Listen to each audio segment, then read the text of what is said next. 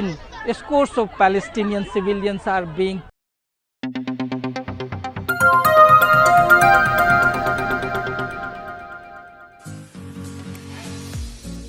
अस्सलाम वालेकुम दोस्तों, मैं हूं ताहा नसीम और आप मेरे साथ देख रहे हैं TN अरब हिंदी न्यूज। मैं आप लोगों के लिए लेके आया हूं सऊदी अरब और दुनिया से जुड़ी कुछ खास और जरूरी खबरें हमारे सभी गैर मुल्की भाइयों के लिए। सऊदी अरब के अंदर किस तरीके से बल्दिया अब चेकिंग कर रही है और गैर मुल्कियों को क्यों जानना जरूरी है, इसके बारे में कुछ खबर आई है, उसके बारे में आपसे बात करूंगा। इसके अलावा सऊदी अरब कितनी तेजी से जो है तरक्की की तरफ बढ़ रहा है और कौन सा नया प्रोजेक्ट आज सऊदी अरब के अंदर लॉन्च हुआ, उसके बारे में भी अपडेट आई है। और दिल्ली के अंदर क्यों हड़कंप मचा हुआ है, भारत से एक अहम खबर आ रही है। तो सभी खबरों के बारे में विस्तार से बात करेंगे। आप लोगों से गुजारिश है वीडियो में शुरू से लेकर आखिर तक बने रहें ताकि सही जानकारी आपको मिल पाए। और चैनल पर नए हैं तो चैनल को सब्सक्राइब करना ना भूलें। तो चलिए खबरों की शुरुआत करते हैं। पहली खबर हमारे पास में आ रही है सऊदी न्यूज एजेंसी SPA की तरफ से। न्योम सिटी का तो नाम हम सब ने सुन ही लिया है और किस तरीके से दुनिया की जो फेमस टूरिस्ट प्लेसेस हैं, बिजनेस करने के लिए जगह है, उसमें इसकी जो है शुमालियत हो गई है, शुमार हो चुका है ये न्योम सिटी का नाम। हालांकि 2030 तक इसको लॉन्च किया जाएगा। न्योम सिटी पूरी तैयार होकर दुनिया के सामने प्रेजेंट की जाएगी। सऊदी अरब ने न्योम सिटी से अलग आभा वैली करके एक और प्रोजेक्ट लॉन्च किया है, जिस आभा वैली को बनाने के लिए आज सऊदी क्राउन प्रिंस मोहम्मद बिन सलमान ने एक नई कंपनी की इस्टेब्लिशमेंट की है, एक नई कंपनी की नींव रखी है, जिसका नाम अर्दारा बताया जा रहा है। अर्दारा नामक ये कंपनी आभा वैली को कंप्लीट करेगी 2030 तक। और मैं आपको बता दूं ये आभा और आसिर रीजन के अंदर बनाई जा रही है और लगभग 25 लाख स्क्वायर मीटर का जो एरिया है उसमें ये आभा वैली तैयार की जाएगी। पूरी आभा वैली का जो एरिया है इसका 30% केवल ग्रीनरी और गार्डन्स के लिए रखा गया है। बाकी के 70% के अंदर आप आर्किटेक्ट से लेकर कॉरपोरेशन बिल्डिंग्स, टूरिस्ट प्लेसेस और जो आसी रीजन का आर्किटेक्ट है उसके ही नक्शे कदम पर इस पूरी आभा वैली को तैयार किया जाएगा, जिसके अंदर फॉरेनर्स और सऊदी के लिए जो है बहुत सारी बिजनेस अपॉर्चुनिटीज लाई जा रही हैं। और बताया जा रहा है कि 2030 तक सऊदी यूथ के लिए काफी ज्यादा जो है जॉब क्रिएट करेंगी ये आभा वैली। बताया जा रहा है कि लगभग 20 बिलियन रियाल की जो इनकम है other than non oil sources, उसमें ये 2030 तक ऐड करेगी। यानी कि आभा वैली तैयार होने के बाद में इसमें ऐसी बिजनेस स्कीम्स लाई गई हैं और फेमस टूरिस्ट प्लेसेस बनाए जा रहे हैं, जिसके चलते जो है टूरिस्ट सेक्टर हो, बिजनेस सेक्टर हो, एग्रीकल्चर सेक्टर हो, हर तरीके की अगर हम इनकम जोड़ लें तो लगभग 20 बिलियन रियाल का मुनाफा ये सऊदी हुकूमत को देगी, जो कि नॉन ऑयल रिसोर्सेज की तरफ से मिलेगा। तो इससे आप अंदाजा लगा सकते हैं कि पहले न्योम सिटी और अब आभा वैली, ये दो इकलौते ऐसे प्रोजेक्ट हैं जो सऊदी क्राउन प्रिंस ने लॉन्च किए हैं, जिनका जो टारगेट है वह यही है कि नॉन ऑयल सोर्सेज से हम कैसे पैसा ला सके सऊदी अरब के अंदर। तो ये बहुत बड़ा प्रोजेक्ट आज सऊदी अरब की तरफ से लॉन्च किया गया है। और आभा वैली की अगर मैं मजीद बात करूं तो इसके अंदर ऐसी चीजें लाई जा रही हैं कि जो दुनिया में पहली बार किसी को देखने के लिए मिलेगी। और केवल सऊदियों के लिए ही नहीं बल्कि काफी ज्यादा इंटरनेशनल इन्वेस्टर को भी सऊदी हुकूमत की तरफ से टारगेट किया जाएगा और उनके लिए आसानी होगी सऊदी अरब के अंदर किसी भी सेक्टर में इन्वेस्ट करने के लिए, वो चाहे आर्किटेक्चर हो, एग्रीकल्चर हो, एंटरटेनमेंट सेक्टर हो। बहुत सारे सेक्टर जो है इसके अंदर लॉन्च किए जाएंगे, उनमें आप भी चाहे गैर मुल्की हो इन्वेस्ट कर सकते हैं सऊदी के अंदर और मुनाफा कमा सकते हैं। तो 2030 के विजन के अंदर ही इसको रखा गया है और 2030 तक ही इसका जो काम है वह मुकम्मल हो जाएगा। अगली जानकारी हमारे पास में आ रही है सबक वेबसाइट की तरफ से। क्रिप्टो करेंसी जो एक ट्रेडिंग कॉइन है, इसका तो हम सब ने नाम सुना ही है और कितना प्रॉफिट जो है इसने लोगों को बना कर दिया। हालांकि पिछले कुछ सालों की अगर हम बात करें तो इसका पूरी तरीके से डाउनफॉल चल रहा है। सऊदी अरब के अंदर क्रिप्टो करेंसी के नाम पर एक पूरा फ्रॉड गैंग चल रहा था, जिसके अंदर 14 लोगों को सऊदी पब्लिक प्रोसिक्यूशन की तरफ से गिरफ्तार किया गया है, जिसमें एक सऊदी शहरी और बाकी सारे गैर मुल्की शामिल बताए जा रहे हैं। ये लोग लोगों से फोन कर उनको कन्विंस करते थे कि आप क्रिप्टो करेंसी में इन्वेस्ट करें और इस तरीके से आप अच्छा खासा मुनाफा जो है कमा सकते हैं। पैसों का लालच देके सऊदी अरब के अंदर ये लोगों का पैसा क्रिप्टो करेंसी में लगवा रहे थे तो क्रिप्टो करेंसी के नाम पर ये लोगों को ठग रहे थे और जैसे ही वह लोग इन्वेस्ट करने के लिए तैयार हो जाते थे, उनका पैसा ये दूसरे देशों में, विदेशों में, सऊदी अरब के अंदर से भेज दिया करते थे।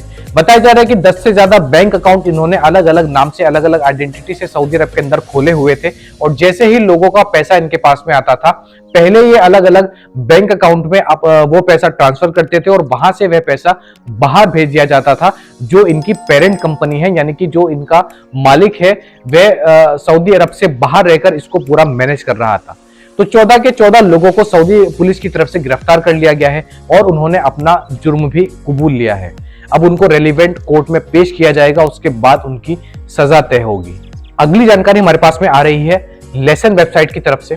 सऊदी पब्लिक प्रोसिक्यूशन ने एक वार्निंग देते हुए लोगों को आगाह किया है, जो भी लोग प्रोडक्शन सेक्टर में है या फिर सऊदी के अंदर किसी भी तरीके का फूड या ड्रिंक्स सेल करते हैं जो कि ह्यूमन नीड के लिए यूज होता है, यानी कि खाने पीने का किसी भी तरीके का सामान हो, वह चाहे रॉ मटेरियल हो, सिंथेटिक हो, नॉन सिंथेटिक हो, फ्रोजन फूड हो, किसी भी तरीके का इस खाने का सामान जो इंसानों के लिए यूज किया जाता है, उनमें किसी भी तरीके की मिलावट करना या एक्सपायर सामान बेचना, ये बहुत बड़ा क्राइम जो है सऊदी अरब के अंदर माना जाता है। इसी को लेके सऊदी पुलिस ने जो है लोगों को वार्निंग दी है जो इन बिजनेस के अंदर हैं और कहा है इसका जो पनिशमेंट होगा वह 20 लाख रियाल का जुर्माना, 15 साल की जेल और उसका लाइसेंस हमेशा के लिए रद्द कर दिया जाएगा।